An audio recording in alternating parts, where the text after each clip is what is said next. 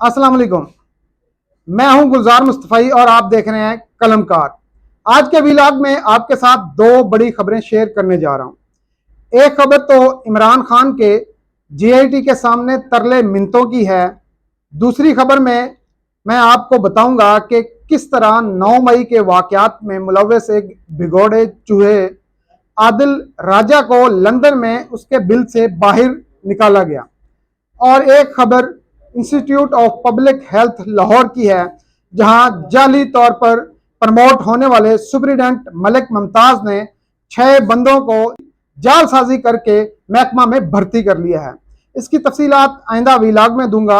आज सिर्फ पाकिस्तानी सियासत को गदला करने और खुद को कानून से बालातर समझने वाले मुहामता पर बात होगी, जिसके गिर्द हर गुजरते दिन के साथ घेरा तंग हो रहा है।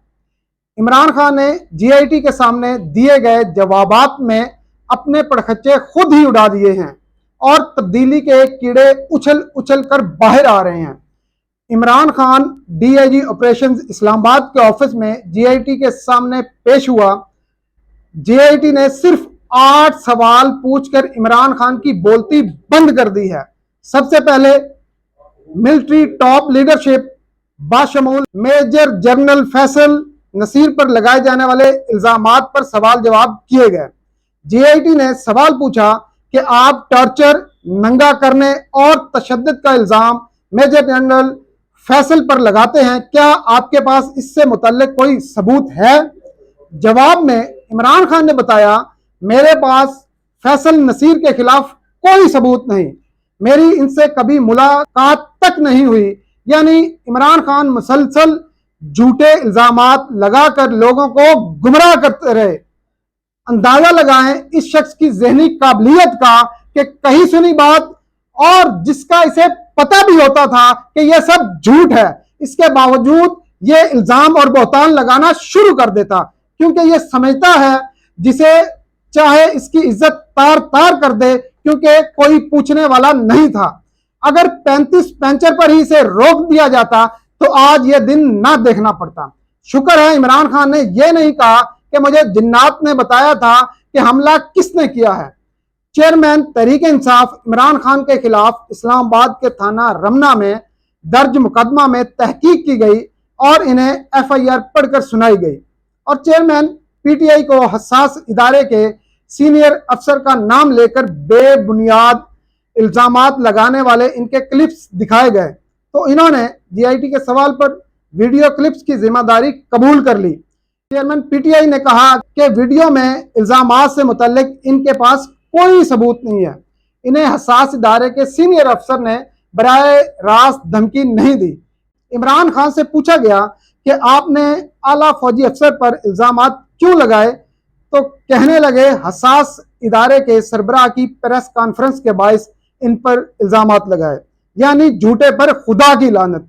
यह बंदा एक एक करके खुद ही अपने झूठों से पर्दा उठा रहा है।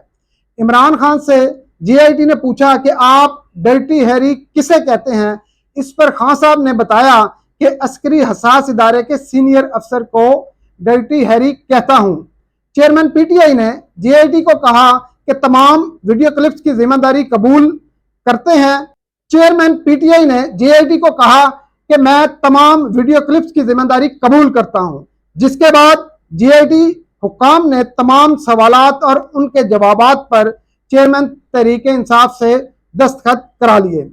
इमरान नियाज़ी पाकिस्तानी सियासत का फितना था और अगर इस फितने का इदराक ना होता तो यह पाकिस्तान और इस कौम को किसी बड़े हादसे से दो चार कर सकता था। सानिया 9 मई इमरान खान की कारस्तानी है। अवाम अपने शोधा, उनके खानदानों, अफवाज और हुब्बुल वतन कुव्वतों के साथ भरपूर खड़े हैं। शरपसंदों के खिलाफ कानून पूरी तरह से हरकत में है। इन शरपसंदों के खिलाफ तहकीकात का अमल तेजी से जारी है और उम्मीद है इनको कैफरे किरदार तक पहुंचाया जाएगा। बगैर सबूत के इस तरह की इल्जाम तराशी करने में इमरान खान माहिर है। फौज के आला अफसरान पर अपने कत्ल की साजिश करने से मुतल्लिक इल्जाम तराशी के जरिए इमरान खान ने नौजवान नस्ल को गुमराह किया। ना सिर्फ गुमराह किया بلکہ پاکستان کے عوام کو اپنی مسلح افواج سے بددل کرنے کی بھی بھرپور مگر ناکام کوشش کی۔ عمران خان نے کوڈ سے متعلقہ جو بھی امداد پاکستان کو ملی اسے کوڈ پہ کم اور ٹائیگر فورس نامی مشتنڈہ فوج پہ زیادہ خرچ کیا۔ سوشل میڈیا اور ٹائیگر فورس کے نام پہ جو لسٹیں بنائی گئیں ان میں سرکاری کھاتوں سے اربوں روپے تقسیم کیے گئے اور پھر اس کے عوض 4 سال تک گالم گلوچ بریگیڈ کے ذریعے پاکستان کے نظام کو گدلا کیا گیا۔ لوگوں کی پگڑیاں اچھالی گئیں، ماؤں بہنوں اور بیٹیوں کے خلاف ٹرینڈ چلا کر ان کی کردار کشی کی گئی۔ شرفا توبہ توبہ کر اٹھے، شرفا کو کہیں منہ چھپانے کی جگہ نہیں ملتی تھی۔ جو عمران خان کے ساتھ ہوتا اس کو عزت دی جاتی اور جو اس کے ساتھ نہ ہوتا اس کو چور چور اور ڈاکو ڈاکو کہا جاتا۔ جیسے پہلے پرویز الہی کو پنجاب کا ڈاکو کہا گیا، بعد میں اسے اپنی ہی پارٹی کا صدر بنا دیا۔ بہرحال یہ ہماری تاریخ کا سیاہ ترین دور گردانا جائے گا۔ اب میں اس فتنے کے لیے کام کرنے والے غیر ملکی ایجنٹ اور نام نہاد سابق فوجی میجر عادل پر بات کروں گا۔ چوہا عرصہ دراز سے ہماری افواج کے خلاف بک بک کر رہا تھا، اب خبریں یہ آ رہی ہیں کہ اس چوہے کو بل سے باہر نکال کر پکڑ لیا گیا اور 8 گھنٹے سے زائد وقت اس بگوڑے سے پوچھ گچھ کی گئی۔ سوشل میڈیا ایکٹیوسٹ اور یوٹیوبر عادل راجہ پر پاکستان میں 9 مئی کو ہونے والے واقعات میں عوام کو ریاست پاکستان مخالف جذبات ابھارنے پر انسداد دہشت گردی کی دفعات کے تحت مقدمہ درج ہے۔ عادل راجہ کے خلاف پاکستانی عوام نے مختلف شکایات درج کرائی ہوئی ہیں۔ اب وہ دن دور نہیں جب پاکستان کے خلاف سازشیں کرنے والے فتنے ختم ہو جائیں گے۔ اللہ ہمارے ملک کا حامی و ناصر ہو۔ مجھے اجازت دیں، اپنا اور گرد و نواح کے لوگوں کا خیال رکھیں۔ اللہ حافظ۔